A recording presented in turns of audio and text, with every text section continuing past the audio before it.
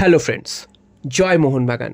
তোমাদের কিছুক্ষণ আগেই আমি আপডেট দিয়েছিলাম যে আজ থেকে এই চ্যানেলের নাম চেঞ্জ হয়ে খেল দুনিয়া থেকে মোহনবাগান দ্য মেরিনার্স ওয়ার্ল্ড রাখা হলো। কারণ তোমরা জানো যে মোহনবাগানেরই খবর ম্যাক্সিমাম দেওয়া হয় এখানে এবং মোহনবাগানকে নিয়েই সমস্ত কিছু, তাই মোহনবাগানকে ছাড়া কিন্তু সমস্ত কিছুই মানে অচল। তাই জন্য এই চ্যানেলের নাম চেঞ্জ করে মোহনবাগান করে দেওয়া হলো এবং মোহনবাগান দ্য মেরিনার্স ওয়ার্ল্ড। তো মোহনবাগানকে নিয়েই যেহেতু সমস্ত কিছু, তাই জন্য মোহনবাগানেরই খবর মেনলি এখানে দেওয়া হবে। তো চলো মেন টপিকে যাওয়া যাক। তোমরা জানো যে আগামী 23 তারিখ মোহনবাগান উড়িষ্যা এফসির বিরুদ্ধে এই আইএসএলের সব থেকে গুরুত্বপূর্ণ ম্যাচে খেলতে নামছে। তো এই ম্যাচটা যদি মোহনবাগান কোনোভাবে জিতে যায়, সেক্ষেত্রে মোহনবাগান কিন্তু লিগ শিল্ড চ্যাম্পিয়ন হয়ে যাবে 2 ম্যাচ বাকি থাকতেই। এবং এটাও কিন্তু একটা রেকর্ড। মোহনবাগান এই মুহূর্তে যে পজিশনে দাঁড়িয়ে রয়েছে, অর্থাৎ 49 পয়েন্ট, এই 49 পয়েন্টও কিন্তু একটা রেকর্ড। কারণ 49 পয়েন্টে আজ অব্দি আইএসএলের কোনো ক্লাব যেতে পারেনি। তো 49 পয়েন্ট, গত বছর মোহনবাগান 48 পেয়েছিল, এবার মোহনবাগান 49-এ অলরেডি দাঁড়িয়ে রয়েছে। হাতে এখনও 3খানা ম্যাচ রয়েছে, তো আরও অনেক উপরে যেতে পারবে মোহনবাগান। তো এই একটা রেকর্ড তো হয়েছে। এছাড়াও মোহনবাগান যেমনটা তোমাদের জানালাম যে গোয়ার এখনও সর্বোচ্চ যেতে পারে 51 পয়েন্ট অবধি, তারা যদি নিজেদের 4টে ম্যাচই জেতে। তো সেক্ষেত্রে মোহনবাগান আর 3 পয়েন্ট পেলে 52 পয়েন্টে পৌঁছে যাবে, আর তাকে মোহনবাগানকে ধরা ছোঁয়ার বাইরে চলে যাবে।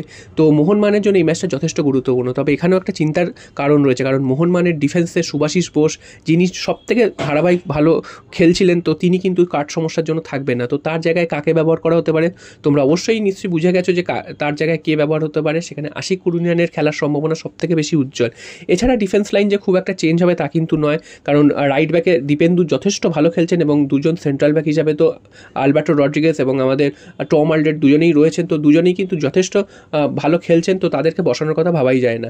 এবার চলে আসি মনবীর সিং। মনবীর সিং গত ম্যাচে আমরা দেখেছিলাম যে একটু চোট পেয়েছিলেন, খোঁড়াতে বেরিয়ে গেছেন। এখনও দেখা যাচ্ছে তিনি হালকা খোঁড়াচ্ছেন। তো তিনি ওই ম্যাচে খেলবেন কি খেলবেন না এটা কিন্তু এখনও স্পষ্ট নয়। তিনি যদি না খেলেন তাহলে সেক্ষেত্রে সেই পজিশনে কে খেলবেন? তো সেক্ষেত্রে আশিস রায়কে হয়তো সেই পজিশনে খেলিয়ে একটা চেষ্টা করা হতে পারে, কারণ আশিস রায়ের মধ্যে একটা গুণ রয়েছে, তিনি কিন্তু ওভারল্যাপে গিয়ে আক্রমণে সাহায্য করেন ডান দিক থেকে। তো আশিস রায়কে আমরা কিন্তু সেই পজিশনে দেখতে পারি, অথবা কোচ যদি অন্য কোনো রকম সিদ্ধান্ত নেয় সেটা তো আলাদা।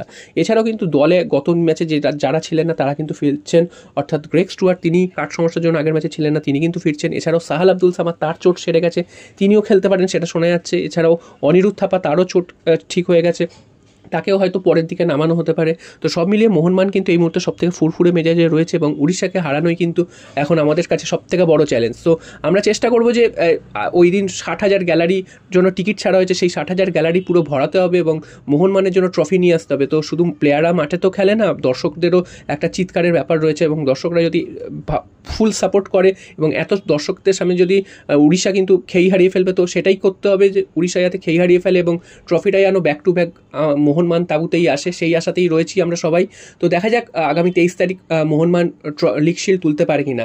তার আগে কিন্তু গোয়ার ম্যাচ রয়েছে কেরালা ব্লাস্টার্সের বিরুদ্ধে আগামী শনিবার। সেই ম্যাচে যদি কোনোভাবে গোয়া হেরে যায়, সেক্ষেত্রে কিন্তু উড়িষ্যা এফসি ম্যাচের আর গুরুত্বই থাকবে না, তার আগেই মোহনবাগান চ্যাম্পিয়ন হয়ে যাবে। এবং গোয়া যদি কোনোভাবে ড্র করে সেক্ষেত্রেও কিন্তু মোহনবাগানের লাভ।